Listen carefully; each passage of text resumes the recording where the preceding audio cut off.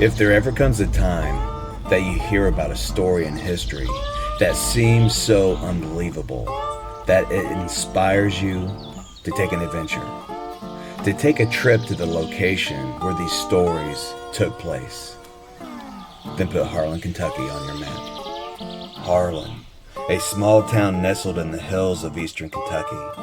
Harlan sits in a picturesque setting, littered with boarded up historical buildings on the streets, and a sky resonating with bird songs that call to Harlan's past. A past that some wish to forget, but the haunting echoes of Harlan reach out to be heard. Author and filmmaker Chris Maggard heard the tales of Harlan and set on a quest to try to capture and document these stories. He asked his good friends Matthew Jackson and Mike Caldwell of Paraholics to help bring some of the haunting voices of the Manzo Shepherd trial to life. Harlan, Kentucky was founded in 1796 by Samuel and Chloe Howard. Named after Silas Harlan, 12 acres was donated by the Howards to serve as the county seat. The community there was previously known as Mount Pleasant. Harlan often became a center of labor and strife between coal mine owners and workers, especially during the Harlan County War of the 1930s, when the coal mine industry began to decline, and by the 1950s was faced with a steadily declining population and depressed economy. Harlan became one of the poorest counties in the United States. So I'm down here filming a documentary about Manzo Shepherd and the murder trial, and there's this monument in honor of the county coal miners who lost their lives, and I'm looking at the names, and here's a trip right here. Randall Maggard.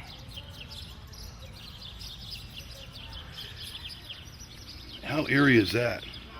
This place has so much history. There's a lot of urban legends here, a lot of things that are forgotten history, so we're going to make this happen. We're going to bring the history back.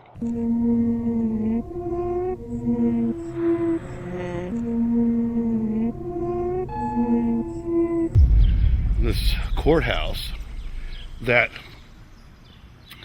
has like a very, not just a typical holding cells, but a mini type prison.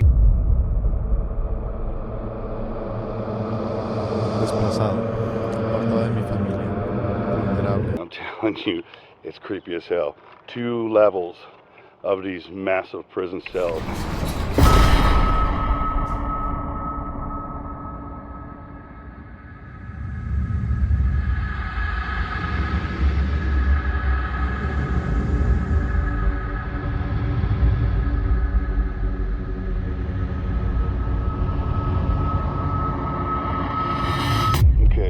Tonight we're also joined by the guys who got us down here, who asked us to come and check this place out and bring the story to life.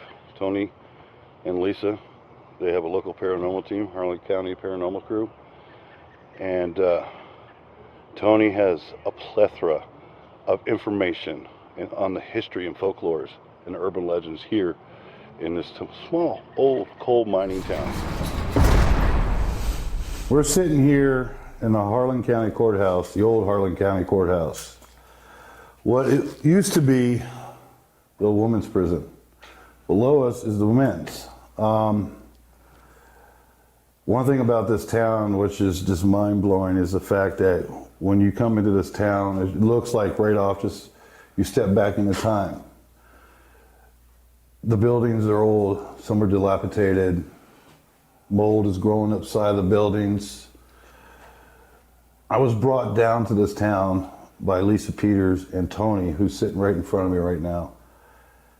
And what they told me about the Manzo Shepherd murder, well, let's say the Manzo Shepherd trial, what he did in this town, it's insane. I'm gonna sit here with Tony, brother.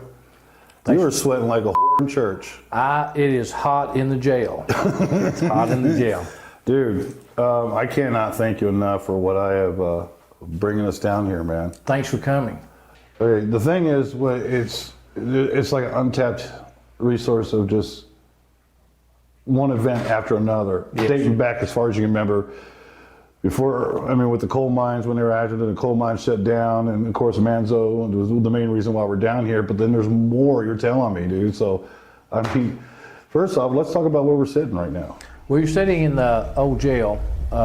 It was built in 1928, along with when the courthouse was built. There's been several documented suicides, murders. There's a lot of paranormal activity here. It's probably the most active location. I've been doing this about 10 years. Probably one of the most active locations that I've ever investigated.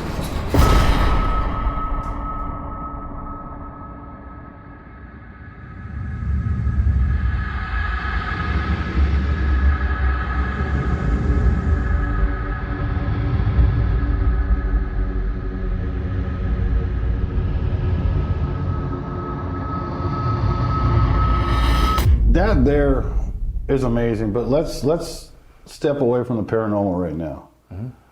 And what has brought such things as a paranormal to this? I mean, this jail. Earlier, you was talking about, you know, they say a lot of suicides happened here, but that's not what really happened per se. Allegedly. The word of the day is allegedly. Allegedly. Now, go ahead and talk about that, man. Well, the violence, most of it stems from, at the time of Manzo Shepherd, you had probably 75,000 people in Harlan County. Yeah. We were the third or fourth most populous county in the state at that time. So you had a whole lot of people crammed into a small area. Yeah, this is a small area, that's for sure. And, you know, you would have, like the city of Lynch had over 10,000 people. But back to Manzo and what I think happened that set the stage for all that is at that time, you know, you had World War II that's just starting. You have 75,000 people that are crammed into these locations. Manzo was he was a ne'er-do-well from an early age. He had already pulled time for car theft in LaGrange, him and Sherman Klaus.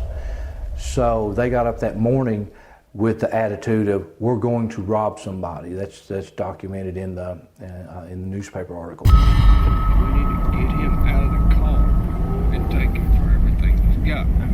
Hey, how much would you say that cab drivers typically make? I don't know. Why do you ask? I was just curious. What do you think? Maybe I don't want to say. I bet he don't make much. He ain't just a standard cab driver. It can't be. Not out here. Maybe I do, maybe I don't. Well, we'd like to know. We would very much like to know. Maybe I don't want to tell you. You should tell us. Tell me yours. Well, I'm not going to. You know who I am? I don't care who you are. I'm Manzo Shepherd's son. It's nothing to me. It should be something to you. Come on, tell us. Come Look, on. boys, y'all got to calm down. Tell me. Now, look here Tell now. us how much you make, son. All right, that's enough. Come on, son. You Get got out of the car. an issue? Get out. When they engaged Mr. Christian, he had no idea what was going to happen that day, the last day of his life. Whenever Mr. Christian got out to stop them, they tried to rob him. Bet you didn't expect this to happen this morning. That's what Give me your money. Give me nothing. Hold that SOB. You're gonna regret this, son.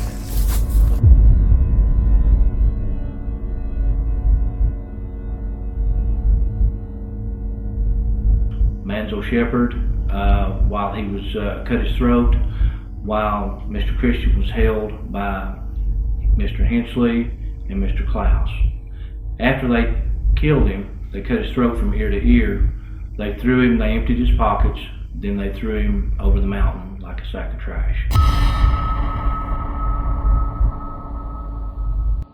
See, you know, today's age, you hear like brutal murders and stuff like that. But you know, murders, especially brutal murders, have been happening since the dawn of man put their feet on this planet. And back, especially back around the Depression era, World War II, and and we had no alcohol sales, the Prohibition era. So there was a lot of brutal stuff in those eras, and so 1940s is nowhere near shy from being just as bad as any other era that there is back then and today. I think the violence started during what we would call the mine wars around here, whenever you had the union organizing, trying to get better wages and things for their families, and then you had a lot of pushback from the company people. They used what we would call, or what they call then, is the gun thugs, basically muscle or Right. but the term used back then. The guys that kick your ass. That yes, and blow your and one of their favorite methods of intimidation was throwing dynamiting houses. That's one of their favorite methods. Yeah, Dynamited houses. yeah. Now we have drive-bys. Back then they threw dynamite. Hey, gangbangers, you ain't got shit on those guys back in the 40s. Just saying. But that was one of their favorite methods of intimidation. That's intimidation. Yeah. And shoot through the houses, and what's also, we were talking about just the courthouse in general. Yeah. One of the guys that, one of the murders I told you about that happened a couple floors down, was one of the gun thugs that worked for the sheriff's office at the time, and he had murdered a union organizer in 1937. But now the backstory to that is they went to a place called Verda. They ran into this union organizer named Lloyd Klaus. Lloyd Klaus had his 12-year-old brother with him, and they were coming out. These miners were getting off, and they were coming. They called it a saloon, I guess. They were getting their drink on. They were getting their drink on. And who wouldn't? I mean, you spend the whole day laboring in a coal mine. Yeah. I'm gonna get my drink on. And so they were caught Klaus and his brother coming out of the saloon. Well, they called on him to stop and to raise his hands because they were afraid he might have a gun. So whenever he raises his hands, starts to raise his hands, there was three of them. There was his name was Bill Lewis. Bill Lewis and his friends pulled their pistols and shot him down. In front of his little brother. In front of his little brother. And the only thing that saved his little brother was he was 12 years old. So they walk over, and they were really kind to his little brother. So they said they just pistol whipped him about to death. And whenever he woke up, That's kind. That's- Pistol whipped. a 12-year-old. 12-year-old. And so this is all documented in newspaper articles and things like that. Yeah. He wakes up and he sees his dead brother beside of him. And so they harass the mother and the little boy, and so there's not a lot done about it. Okay, it all goes away. There's a lot of static electricity right here, right now. As I'm doing this interview with Tony, he mentioned it was getting really staticky around him. It's funny that he mentions this because in that area and just below, quite a few things happened the first night we was there and the second night. Now I'm going to show you some clips from the first night we was there with Matthew Jackson, Mike Caldwell from Paraholics. My cameraman Kevin was there, and a couple other special guests were there. Matthew Jackson brought this Geo box that actually sold me on some things. So here, check this out. Here's a few clips from the first night, just for about 15 minutes of what we captured. Check it out. Can you say where we're at?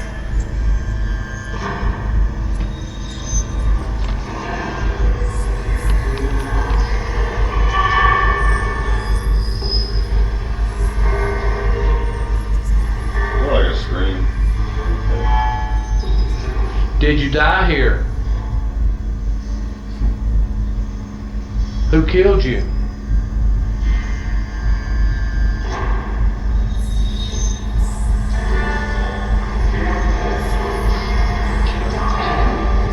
You heard Jim? Yeah. Who killed you?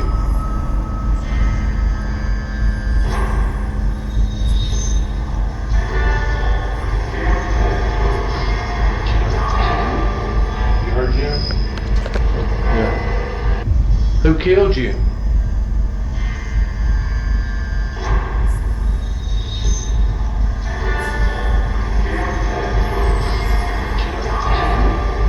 heard Jim? Yeah. Who killed you?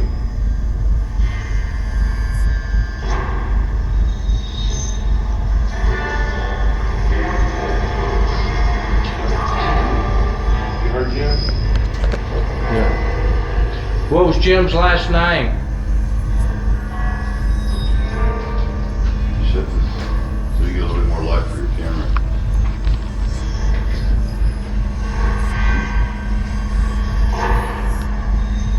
Boji Turner, are you here? Boji Turner, are you here? Boji Turner, are you here? Boji Turner, are you here?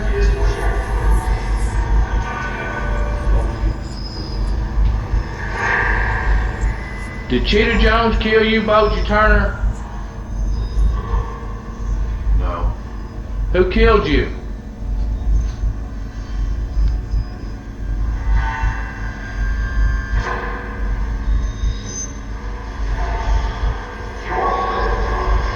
You want what? You want? Huh? Jim again. Yeah, it's Jim again. You want who? Do you know Manzo Shepherd?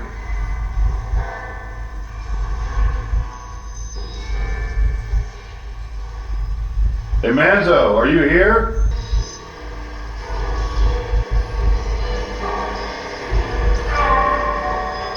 Does that hurt?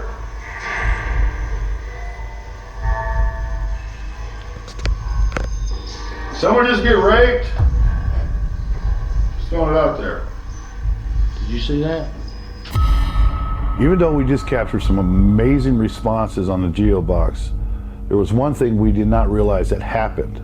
Upon review of the video footage from Matthew Jackson's cell phone and Tony's video camera, that the little handle that claps down on the toolbox that holds the GeoBox moved on its own. Now this cannot be moved very easily. It cannot. And we're going to show you how hard it is to actually move that little clasp. Someone just get raped? Someone just get raped?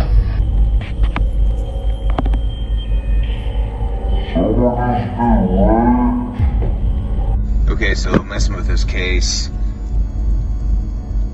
I can't really get it to, I mean, I can flop it open and get it to go all the way down, but it kind of like has a sticking point. And when it sticks there, I don't know if it actually, I mean, it takes a little bit of force to get it to go all the way back, and I think that's what happened on the video. So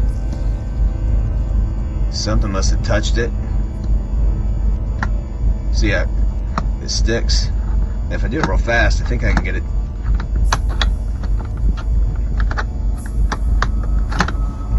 to go all the way down.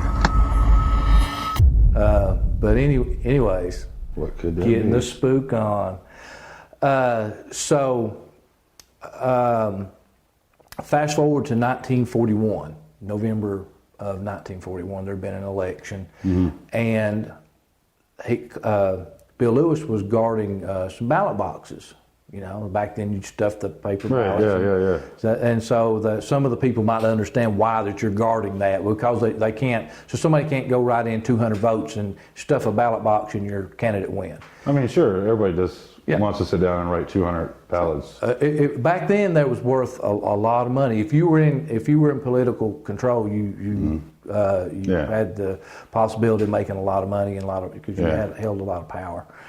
But he came in from he was working third shift, and he came in around 1 a.m. from one of the local restaurants. They used to or hotels. They had restaurants in them, and they stayed open all night because you had such a large population. Right, there. yeah. And he came in, he comes in one door, we'll say the south side. This is downstairs. Yeah, downstairs, Russia. Yeah. From where we're at, guys. And then the assassin comes up from the basement, comes up the steps. He walks up to where the outside of the clerk's office, and they shoot him 5 times at close range, and the murder's never solved.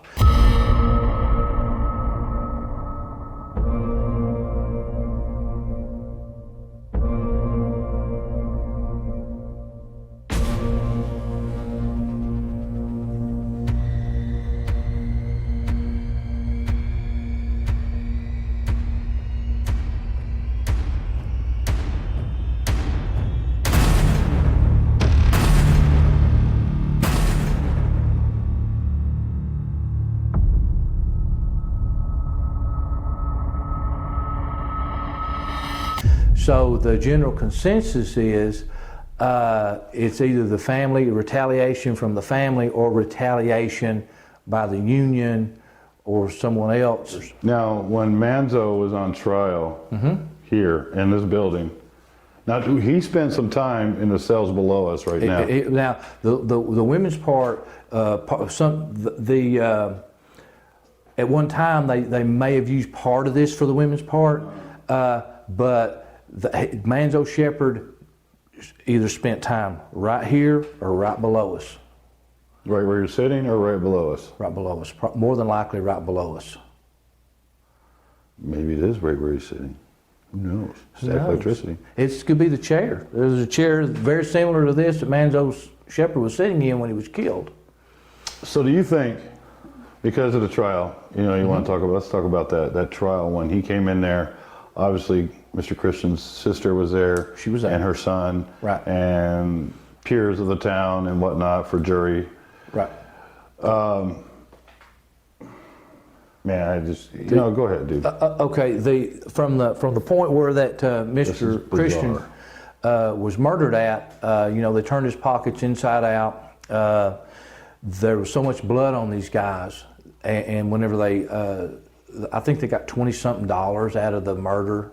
They take this car, they take Joe Christian's car, taxi, and they take it to Manzo's mother. Well, Manzo's mother burns the car for him. Really? Yeah.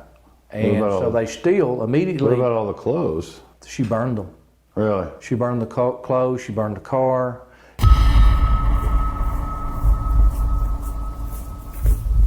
Mama, I'm in trouble. I need your help.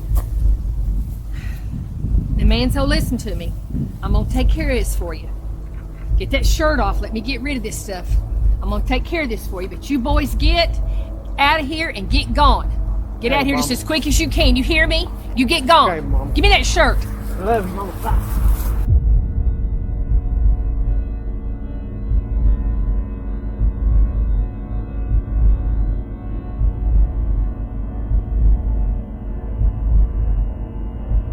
She, the money was so bloody, they had to wipe it off before they could clean. But they had to clean it, literally launder the money before they could spend it. They stole another car, went to Bell County, and so we're thinking they laundered the money. It wasn't a typical washer and dryer. It was like in the thing. They've washed. They had to run it through the little rollers to dry it out. Yeah, that's some good money.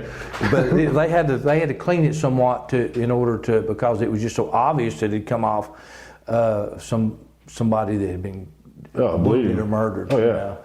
So they went to Bell County and spent the money in a roadhouse. Now there's several definitions of roadhouse. It can be. You know what that is. So, anyways, but when they got brought in for questioning.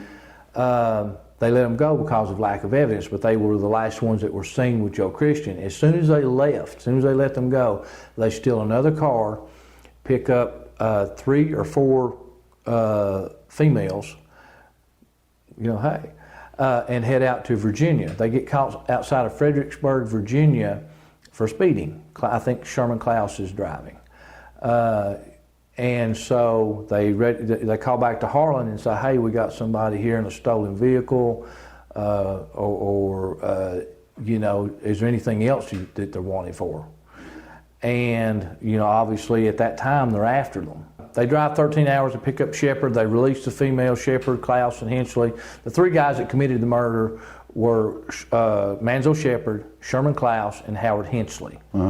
Okay, so they bring them back. They stand trial. First trial ends in a mistrial.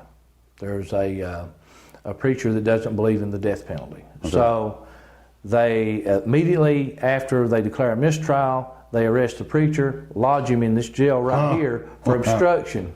Wow. For obstruction. And so be holy and you're not safe.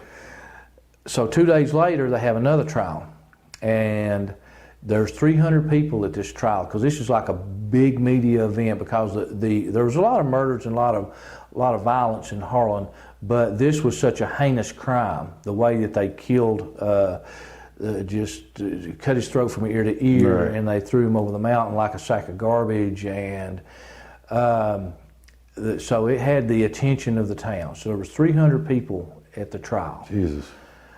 That's a lot of people. Yeah, I mean, the balcony was full, courtroom was full, standing room only. So as the closing arguments are given, Manzo Shepard turns around and looks at Joe Christian's sister and smiles at her, laughs at her, because she's becoming emotionally distraught. She doesn't seen this one first trial ended in mistrial. Yeah. She's thinking this guy's going to get off. And he turns around and he smiles and laughs at her. Jeez. Well, as soon as he does that, Joe Christian's nephew, which is Miss Christian's son, Yeah. she's a Heaton. Okay. Miss Heaton, my son, his name is Jack. Jack loses it. He takes 2 or 3 steps up, pulls a .32 revolver, shoots Manzo Shepard in the back of the skull. The bullet traverses through the skull, comes out, and doesn't exit the skull, but makes like a knot. Wow. Mr. Prosecutor, are you ready for closing arguments? Yes, Your Honor, we are. We have heard the evidence in this trial. This man, Manzo Shepard, committed a horrible crime on Black Mountain. He took the life of a husband, an uncle, a family man, a community-minded person. He took his life on Black Mountain. We come to you, the jury. We ask that you will accept nothing but a guilty verdict with the death penalty. This man deserves to die.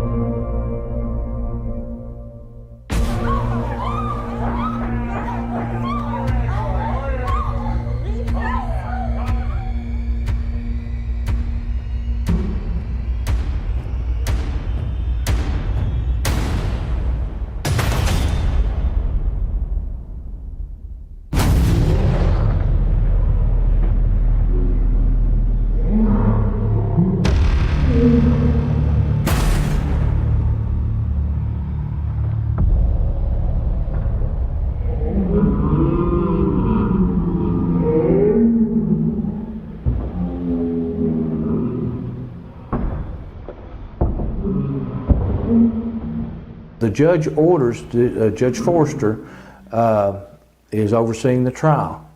So he orders them to take him to the old Harlan Hospital, which is a few blocks from here. Yeah. Which is no longer, the building's no longer there, but that was where it was at the time. So they take him to old Harlan Hospital, and he instructs the jury to render a verdict. So the jury, like right there. Yeah. He sends them. He says, "You're gonna render a verdict on this." So they send Shepard over to the hospital. But the crime was so heinous, and that the emotions were so high, he was going to give this family closure. Okay. So that's my thoughts on it. Okay. So they have him at Harlan Hospital. He orders the jury to render a verdict. The jury deliberates about 10 minutes. Mr. Foreman, has the jury reached a verdict? Yes, we have, Your Honor. And what is that verdict? Guilty, and we recommend death by electrocution. I accept that verdict on behalf of the Commonwealth of Kentucky, and we thank you for your service, and this jury is now dismissed.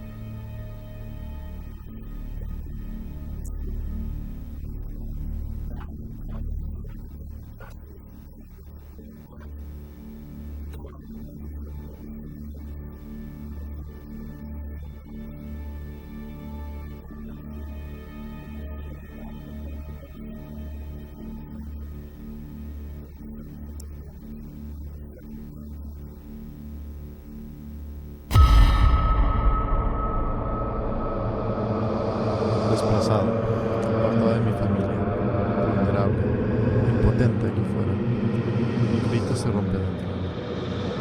Sé que nadie lo escuchará de todas formas. Me quedo con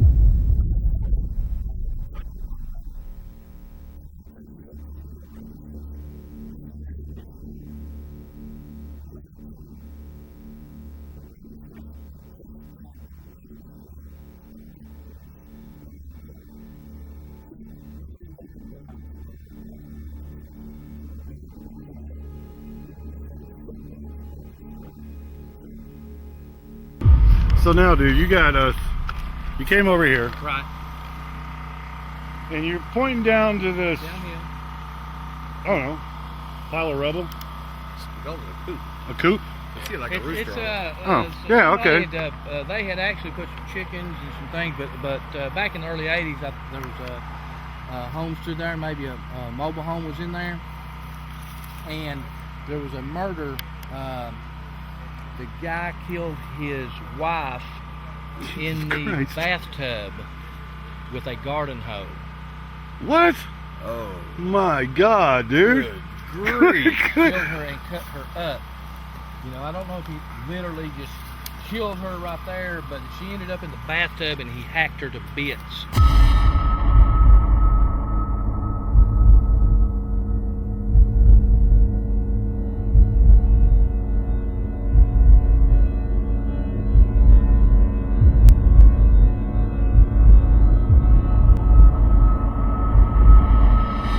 This place will get really cranking sometimes, but there's a dark entity that hangs out, and this guy, he ended up, Or maybe just one pissed off ex-wife. Yeah, no kidding.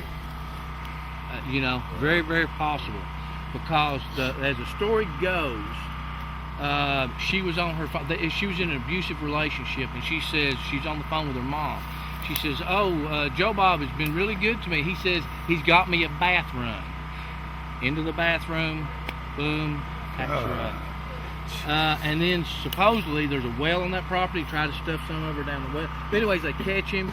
And what was weird about it was during this trial, there's an ex-trooper that lives somewhere down that way. And he would come up and go through the mountains, and he would watch it, and he didn't like that trooper, or he was a detective, and he would watch him. And they found that like his cigarette butts and his Beanie Weenie cans and things like that, and they said, "Why did you do that?" And he says, "I couldn't decide which one I was going to kill." Jesus. So, Dude, this town is.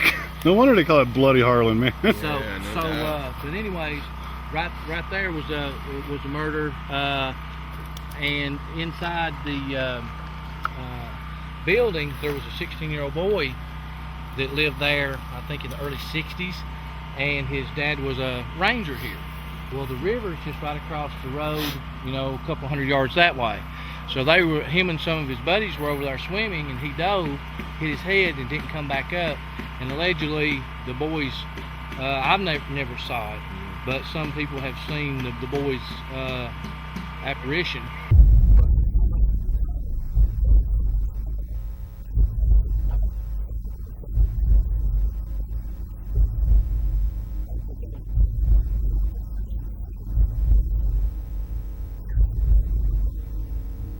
No matter where you go in Harlan, you step into history.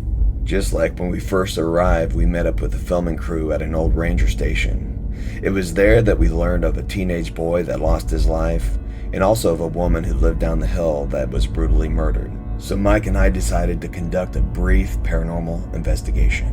Well, we're in the oldest, what do you call it? Oldest ranger station in the state of Kentucky. Yes. Well, yeah, down there. And you know that I chair in your car. Yeah, I did. I grabbed it. I saw it. Well, you know what? He said they got a lot of crazy stuff in this room back here. Let's just check it out. Over the bat shit here. Ugh.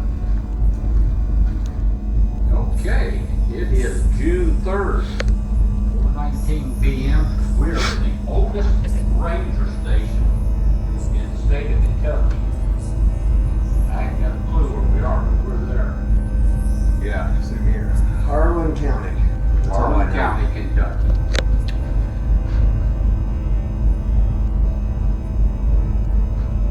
Are there any spirits here?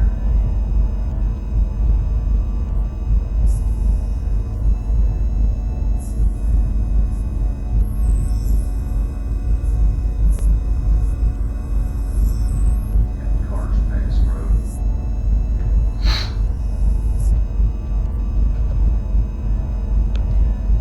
Is there a spirit of a 16-year-old boy that died in the river?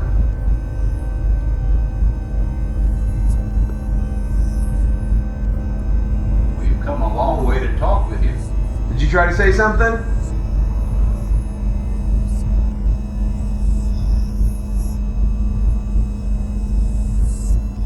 From that direction, man. It sounded like it came from down here. To the register lane. Yeah. Somebody down in the basement? Somebody down in the basement?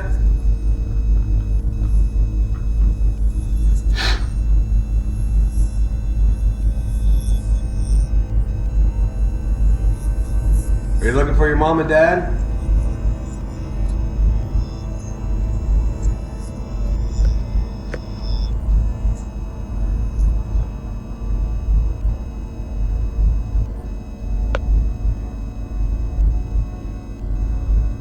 Can you give us a sign of your presence?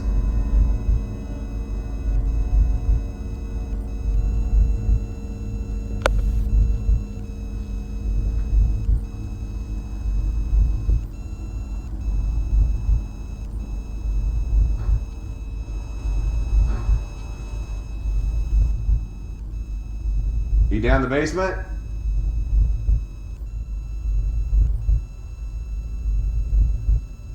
If you could tell us your name, we could acknowledge it. See if there's any way we can make sure you're not forgotten. Any luck, dude? You know, we were standing in that room there at the lights, and we were asking for, you know, like a sign. We weren't running this or anything. And at one point, it sounded like I heard a voice coming from the register going through the floor. No. And then it sounded like, at one point, it sounded like footsteps running through this place. And I couldn't really determine where it was, so we were just kind of, then we're just coming down here just to check it out. So before we show you the second night of the investigation with just me and my cameraman Kevin, we sit down with Lisa Peters and get a little more insight of the area. She also belongs to the same paranormal team as Tony, is Harlan County Paranormal. Another part of the series, we're sitting down, we're going to talk to a dear friend of ours, very dear friend of mine, who's actually been a big help as much as Tony has. Every time we've been up here, the accommodations is impeccable. These cabins up here are just amazing. But let me introduce you to Lisa Peters. Lisa, how you doing, sweetheart? I'm good. How are you? Doing good. Now you are with Tony with your paranormal team. Mm-hmm. And the name of your paranormal team is? Harlan County Paranormal. Harlan County Paranormal? Harlan County Paranormal. And how long you guys been doing this? About a year and a half. Really? Mm-hmm. So since you've been on the paranormal team, tell me your experiences. Oh, wow. When I first started, I was skeptical. I'm still a little skeptical at times. But I did believe that there is good and bad, angels and demons. Desplazado, apartado de mi familia, vulnerable, impotente aquí fuera. Cristo se rompe. Since I've been with the team in the courthouse, I've seen shadow figures, I've had whispers, I've seen stuff that I'm not sure exactly what it was, nothing be there.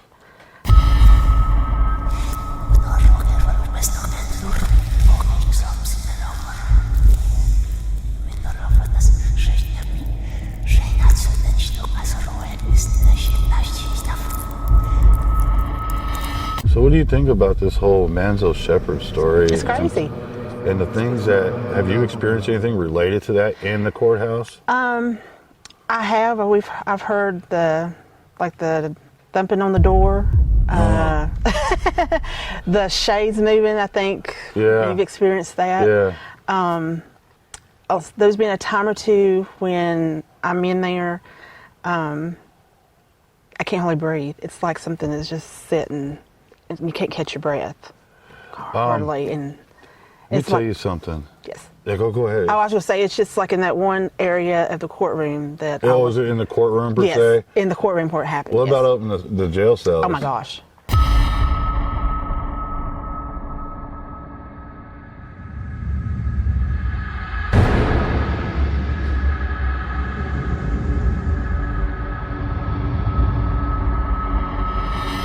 So, the footage that Tony showed me, I was blown away because I didn't expect to see actual figure just walking, literally walking. Just like normal. It's like normal. Like, I think Tony said something about in the video, you know, hey, you know, why don't you show yourself or whatever, or why don't you walk from here to, and over to here, and sure as shit. Was you there when that happened?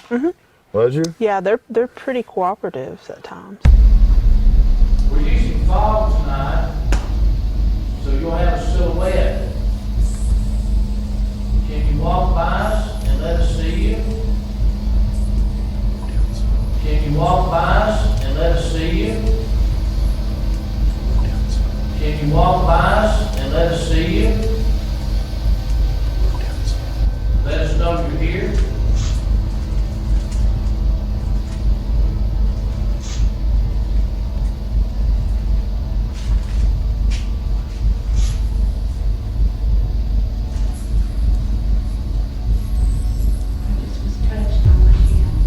Linda, y'all getting in the fog?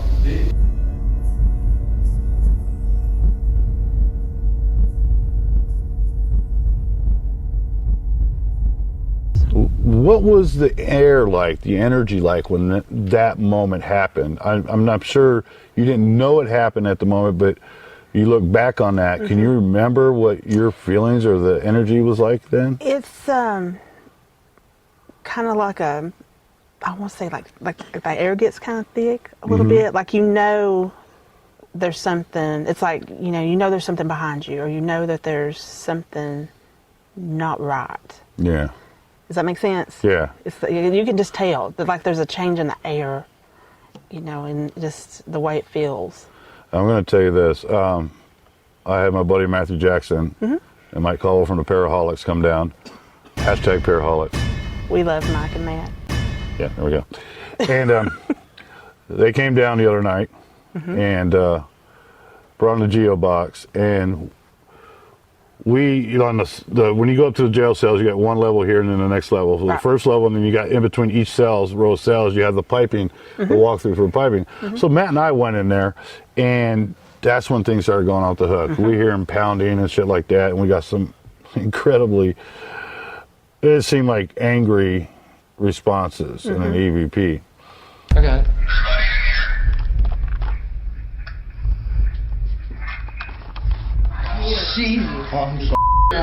Hey, man. One more time. It's what it sounds like. Look at that shit again.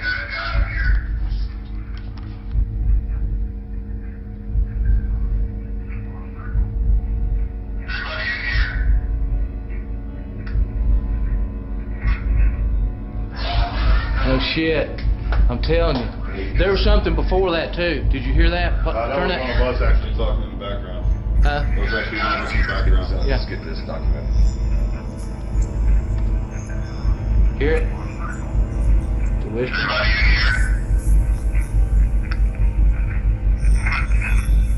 Right here. Good freaking catch, man.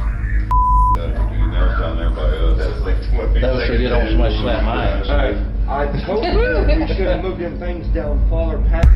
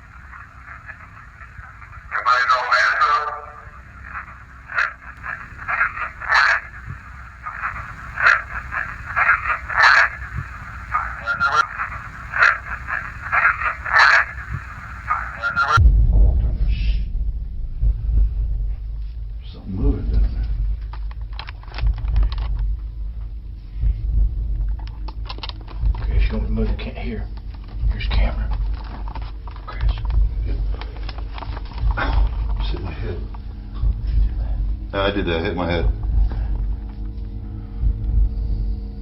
Hello?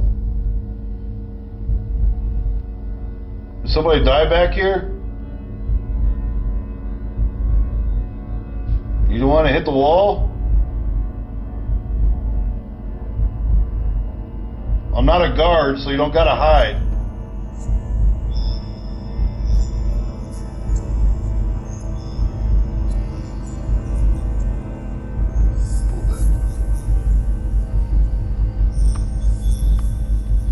You don't have to hide, man. I'm on your side, brother. I can hear you back here talking. Fuck, where's Matt? Right here. Shit, I wish he was in here with that thing, man. That Panasonic. Get in here. Okay, was it? No, Kevin, keep that on Matt. Keep it on Matt right here. I'll bring my buddy Matt in here. He's not a cop or anything like that, so he's cool.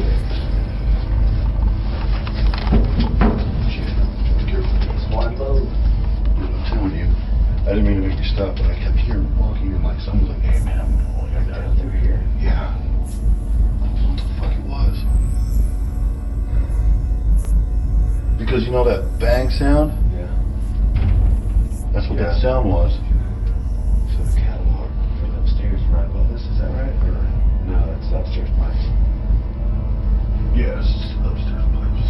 Well, they got, well, you can walk up there because there's even fucking files up there. Here, why don't you and an audio real quick. Why don't you try to do a burst session with that? All right, just everybody be quiet. We're gonna do a burst session real quick. You right? Okay. Hey man, my name's Chris. This is Matt. This is son Kevin. I heard you down here. Can you give us a name?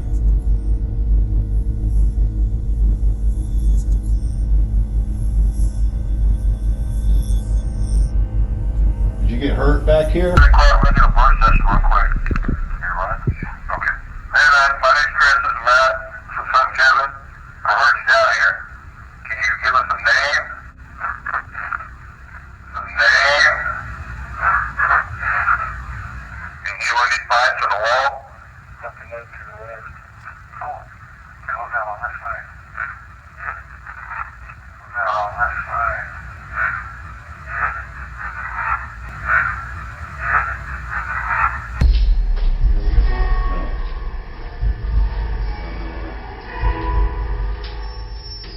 There's a female voice keeps trying to come through.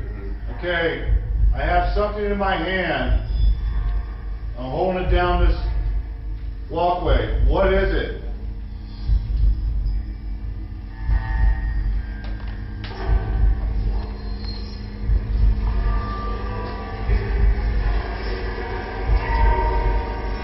Say a penny? What you say?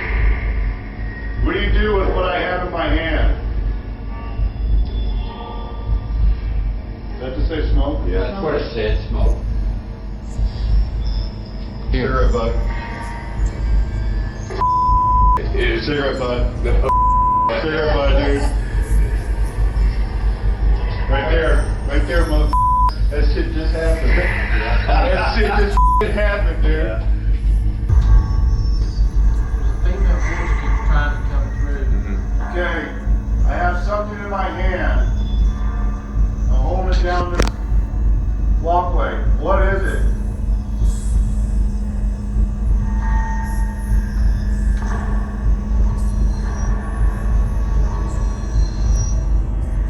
What do you do with what I have in my hand?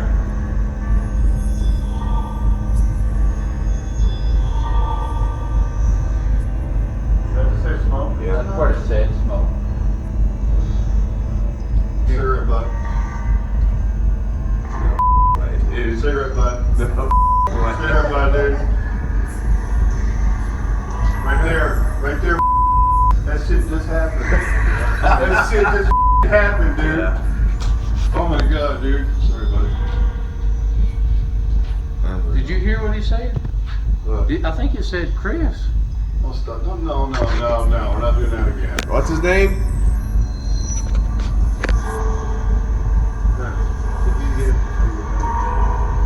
Did you say Maggot?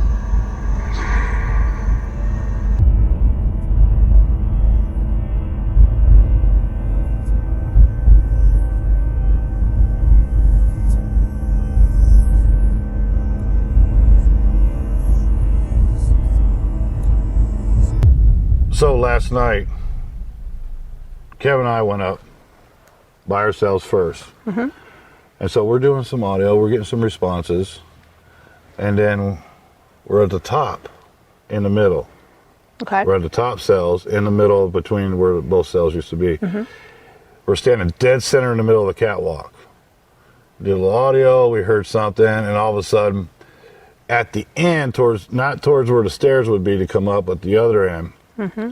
we hear this boom, boom, boom, rattling, round, bam, pound, bam, pounding. And it was like, hey, can you do that again? Mm-hmm. And it was just more intense. And we're like, son of a bitch. So we get out and I break my voice recorder and put that together, and then we go around and it was like, okay, things started slowing down. We got a couple things happening.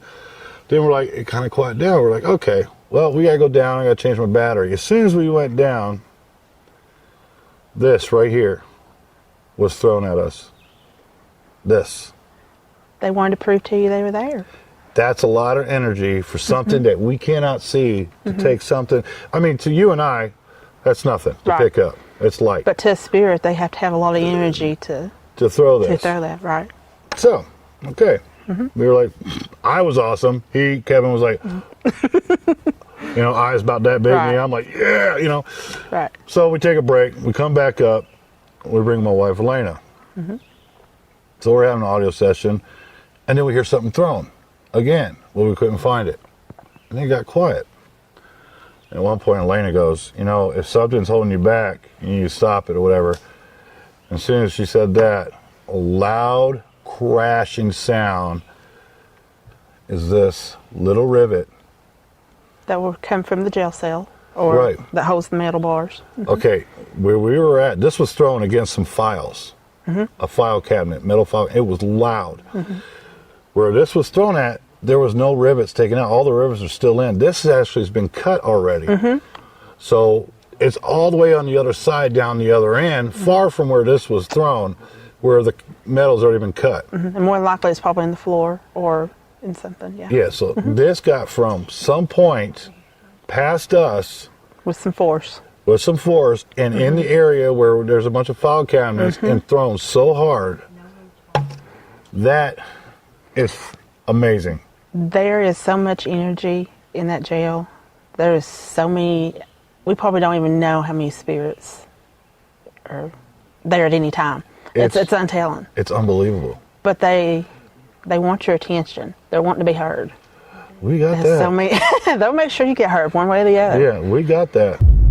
After talking with Tony, doing a small investigation with my good friends Matthew Jackson and Mike from Paraholics, and sitting down having a great conversation with Lisa, the last night at the courthouse, myself and my cameraman Kevin, later to be joined by my wife Elena, we take on the jails by ourselves. We take on the courthouse by ourselves. Now I'm going to tell you, what you're about to see is actual footage. What you're about to hear has not been doctored. It's mind-blowing of the residual energy that still resides in this building and all through Harlan, Kentucky. All right, right now we are going to be locked down here at Harlan County Courthouse, the old one. Tony's gonna 11/22, July 8th. 11/22, July 8th. Tony is gonna take us upstairs, and we are locked in for the night. So here we go. Ready, bro? Yes, sir. Let's get it. Get it.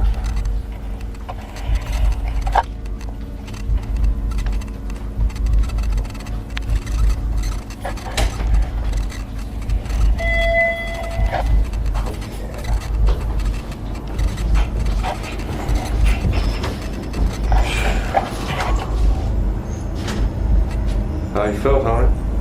I'm sorry. Sergeant. How you feel? I feel good. Yeah. Yeah, I feel dangerous. You are dangerous. Yeah. You are dangerous. He's a dangerous dude. Just saying. You guys hopefully get in a lot of activity tonight because this place is known for it. Gentlemen, call me on the walkie if you need me. All right, brother. Good luck. Here we go. You're locked in. All right. Hold on, Kevin. We'll do it. See you on the other side. All right, look, dude. We're gonna turn all the lights off. I got you. All right, so we're gonna go down here. We're gonna do a little audio session. Yeah, I got an uneasy feeling. Everybody, so did I. Seriously, right from that cell. Mm-hmm. It was just like somebody was just like gawking at me, but it was like a very uneasy, settling feeling. It just felt like, yeah, you just felt that feeling. So, what we're gonna do an audio session right here. Audio session number 1. It's Kevin and I. We're at the Harlan County Jail. We're actually in what it looks like. Actually, not your typical jail cell, like actually a mini prison. There is a difference. You know, some jails, some courts have just your basic jail cells. Holding cells, let's call them. These are actually like prison. I mean, prison. So, all right, is there anybody here that's trying to freak me and Kevin out? Because I'm telling you, we actually just felt something right here. I have this device right here. And there's one on that camera. You're more than welcome to talk. What? What was you pointing that way for? Oh, okay. So, boy, it is creepy up here, man. Audio session number 2. We're in the Harlan County Courthouse, top floors, with the My Gatorade bottle. Gatorade bottle. Oh my God! You know what, dude? It really feels like someone's watching us right now. I told you. Especially back here. All right, hey man. It was Huh? It was not. That This one. jail cell What was here. that one? What was that one?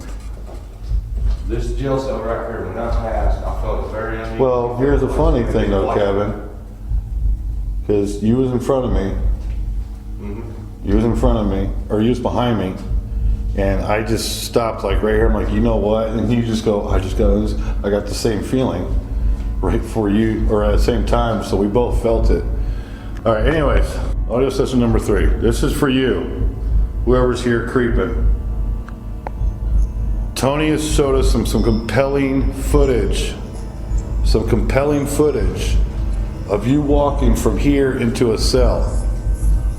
Right now, myself and Kevin is got that feeling like we're not alone. So if you're here, be more than welcome to say something.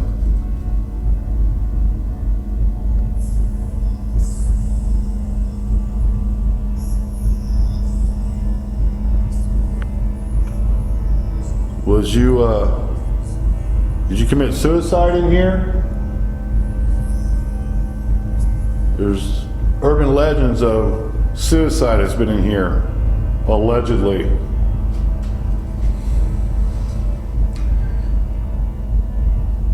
Or did someone beat your ass and strung you up?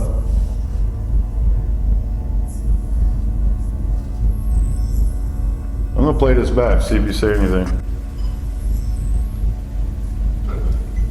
What is this number 3? This is for you. Whoever's here creeping. Tony has showed us some compelling footage. Some compelling footage of you walking from here into a cell. Right now, myself and Kevin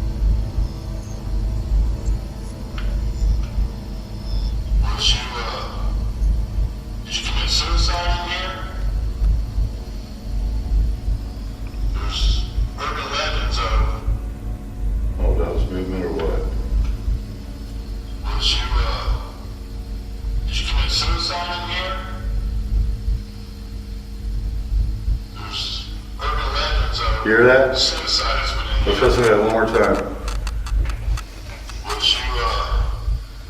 Did you commit suicide in here? That sounds like saying yes. Yes. Suicide has been in here. One more time. Hold on, check this shit out, guys. It literally sounds like someone's down the hall. Did you commit suicide in here? Yes. Yes. Urban legends of suicide has been in here. Allegedly. And that was me moving. Maybe someone beat your ass and strung you up.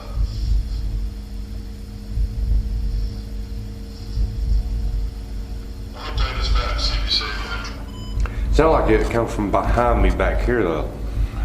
It might have, because I had actually, yeah, because I was actually pointing that way, so it might have came behind you. Even though we didn't really capture a lot of audio at the first part of the night, but the following events that you're about to see is actually mind-blowing, and it was actually quite shocking to me and Kevin.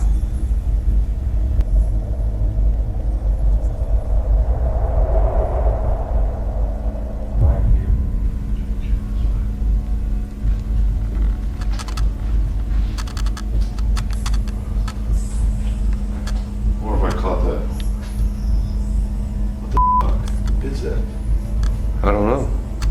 Alright, I was gonna play this back, but I'm gonna go find out what the that is. Okay, look at that light.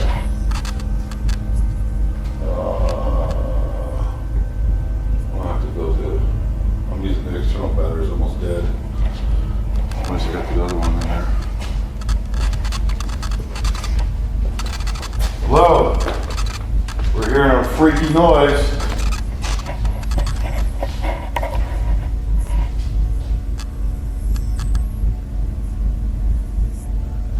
I told you. Coach Hill, right? Dude, no, it felt like something just grabbed my hand. It literally felt like something grabbed my hand or touched it.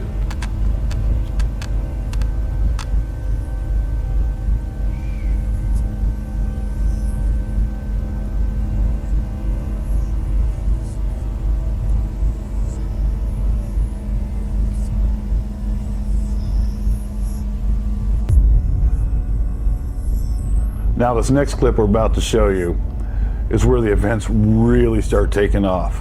Where Kevin and I are is in a access corridor, which is between both rows of cells. Now this is on both top level and bottom level. The first night we was on the bottom level where we captured some amazing stuff with Matthew Jackson and Mike Caldwell from Paraholics. But this time, when Kevin and I are in there trying to see if we can capture the same thing, it starts to go crazy.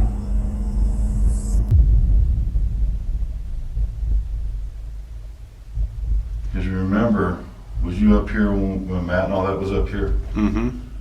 And while we were sitting in the cells, sounded like somebody was beating and banging. On the back of the cells, which was like straight below us. Yeah, on the backside, like on the where we're at. yeah. And then I heard someone say either get out or get the F out. Well, that's what we recorded. Yeah. Come on, where you at, man? That's me.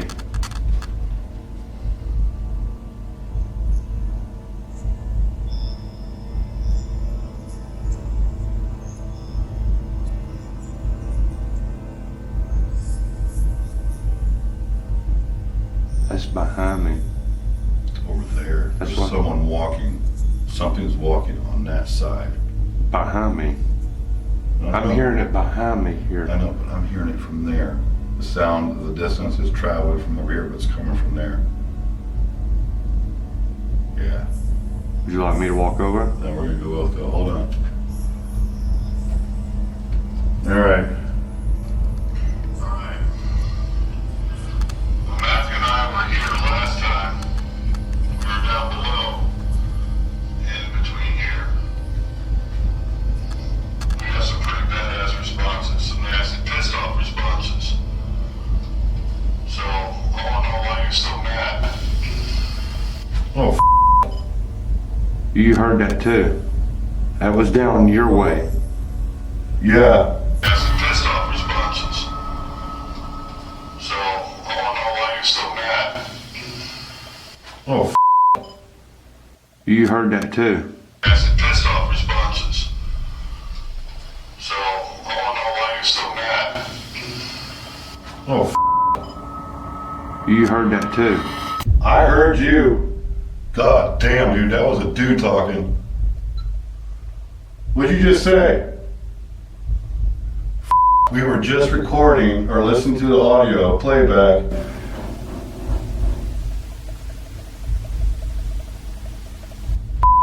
Dude, Okay, now I know that wasn't my damn imagination on that shit. that was right in front of us, bro. Woo! Recording or listening to the audio playback.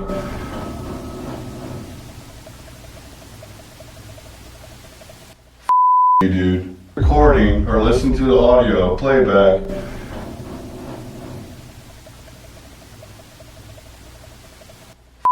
Dude. Okay, now I know that wasn't my. Well, Let's go, Coach Hills. watch it. Pipe. Alright, you're good. We're back.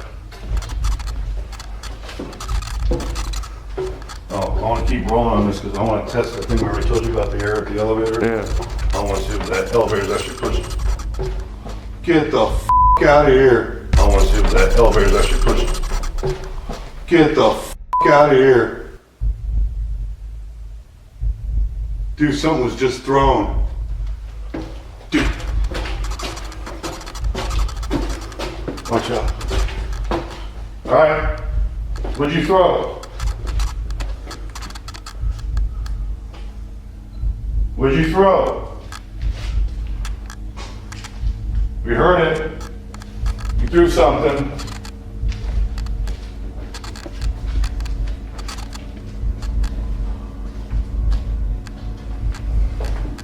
You heard that shit, right? Yeah, crystal clear as a bell. What'd you throw?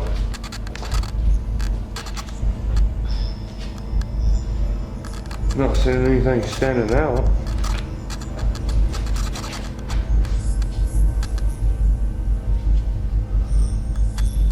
Was it up here or was it down there? It was up here. It was like something went right behind the back of my head. There's nothing laying here, dude. Alright, that's the AC unit. The f, dude? Come by. Oh, sorry. Alright, man, you threw something. Don't know what the f you threw. I don't see nothing. Pull this down level.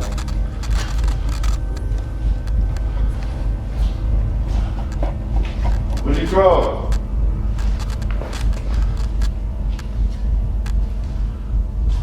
What's it? There it is.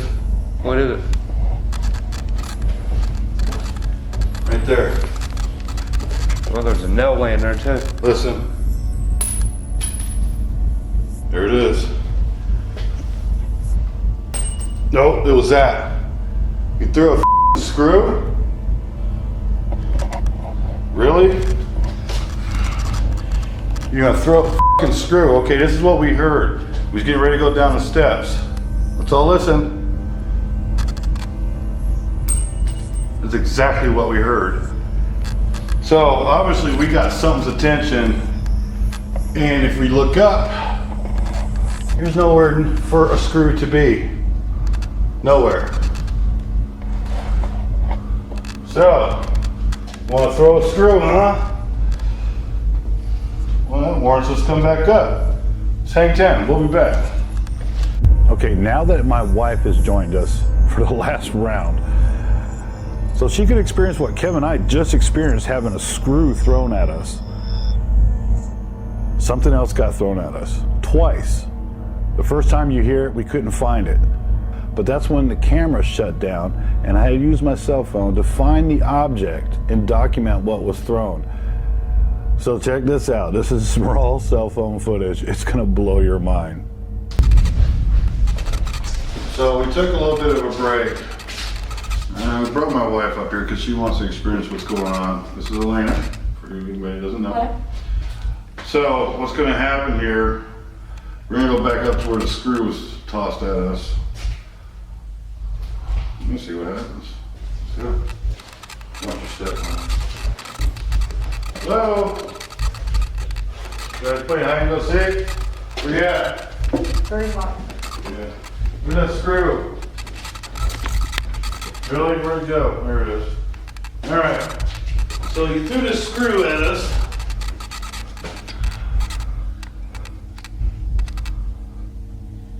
Oh, that's that. I'm gonna keep this. One of you's just trying to get our attention, which it worked.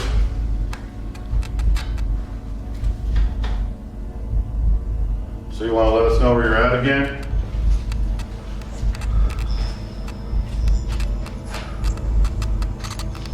That's where it all started. We was in the middle. And all of a sudden it's like, I mean, I can't even recreate it. But it was loud. It was like someone was just shaking the shit out of stuff down there, pounding on the wall. So is there something here? Do you want to talk to us?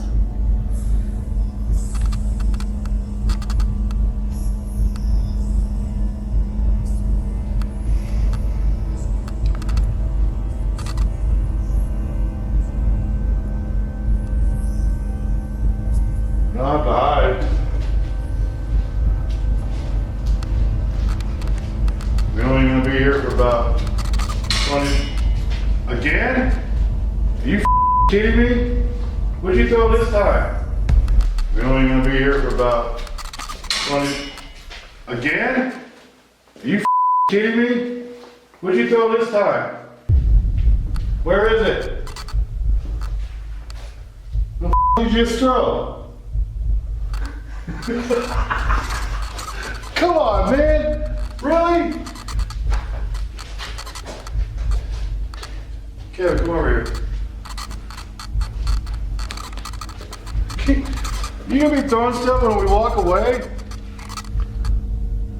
Not down here. What'd you throw this time?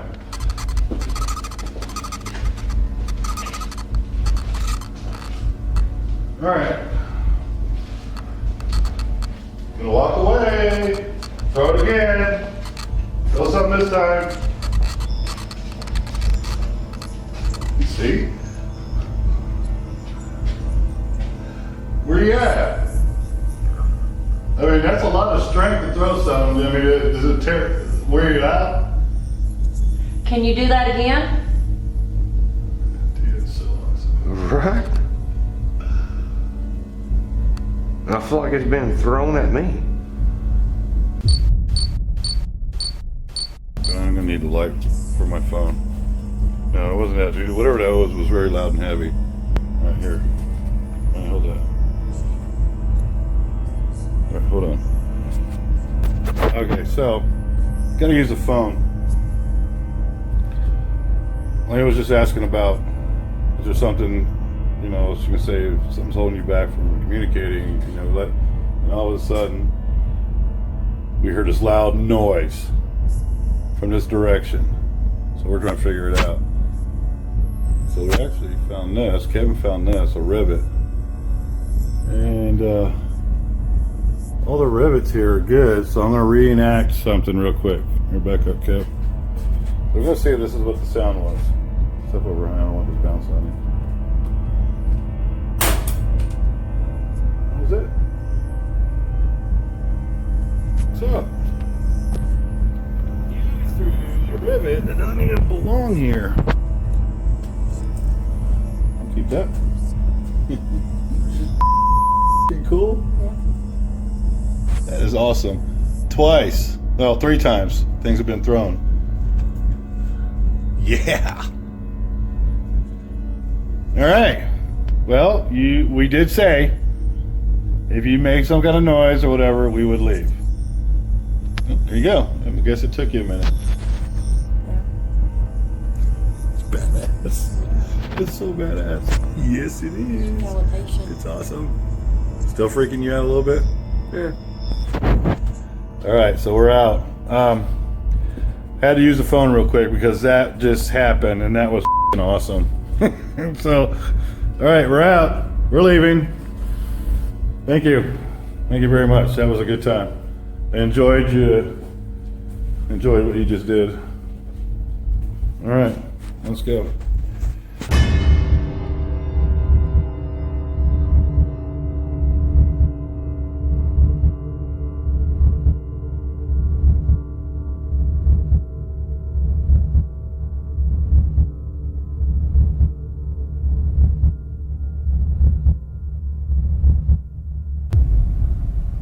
With all the events that happened, with the screw being thrown at us, a rivet being thrown at us, the EVPs we captured, the sounds of things banging on the wall between the prison cells, the night before with Paraholics, have we actually connected with Manzo Shepherd?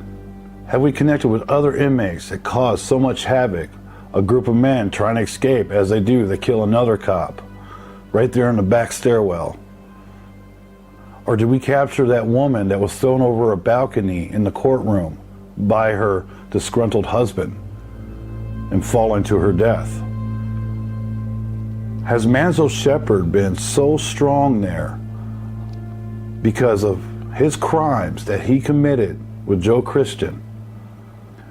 Was he upset that he was killed right there in the courtroom by Jack Keaton? Does he still got some unfinished business that he needs to attend to? Was he reaching out to us by throwing a rivet at us or a screw? All I can say is that Harlan County, Kentucky has a lot of history, forgotten history. And if it wasn't for Tony Filosi and Lisa Peters contacting me at Creepy Attic Productions and asking us to come out, this story wouldn't be here. This story wouldn't be for you to view. So if you ever decide to drive down to 75 South, or if you're coming 75 North from Tennessee, get off that Corbin exit. Make a right if you're coming from Tennessee, or make a left if you're going south. Keep heading out till you see Pineville. Make a left at the Harlan County sign and take it out and take a look. There's a lot out there to be seen. There's a lot out there to be learned. So, this is forgotten history that we're bringing back. And we thank you.